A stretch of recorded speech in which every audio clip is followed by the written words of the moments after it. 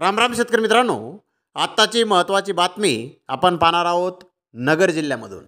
मित्रांनो, शेतातील कांदा पावसात भिजू नये म्हणून झाकण्यासाठी गेलेल्या माय लेकराचा वीज कोसळून मृत्यू झाला आहे.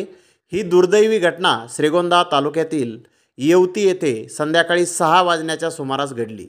नवनाथ बाजीराव आढाव वय 26 वर्ष व मीनाबाई बाजीराव आढाव वय 50 वर्ष असे मयत माय लेकरांचे नाव आहे.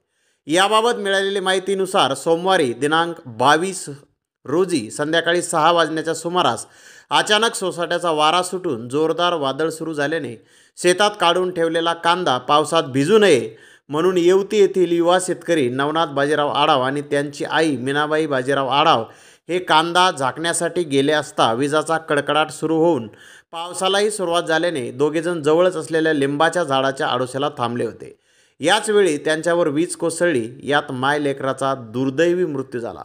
पडलेल्या विजेमुळे लिंबाचे झाड जळून खाक झाले. विजेचा मोठा आवाज झाल्याने जवळच असलेल्या शेतकऱ्याचे लक्ष गेल्याने त्यांनी पळत जाऊन पाहिले असता भीमाबाई बाजीराव आढाव व त्यांचा मुलगा नवनाथ बाजीराव आढाव हे जागीच मृत्यू झालेले त्यांना दिसून आले. या प्रकरणी बेलवंडी पोलीस ठाण्यात आकस्मिक मृत्यूची नोंद करण्यात आलेली आहे. घटनेने परिसरात हळहळ व्यक्त केली जात आहे. तर मित्रांनो, आपलाही कांदा सध्या शेतामध्ये आहे. जर पावसाचं वातावरण असेल तर आपण लवकर तो कांदा झाकण्यासाठी जात जावे.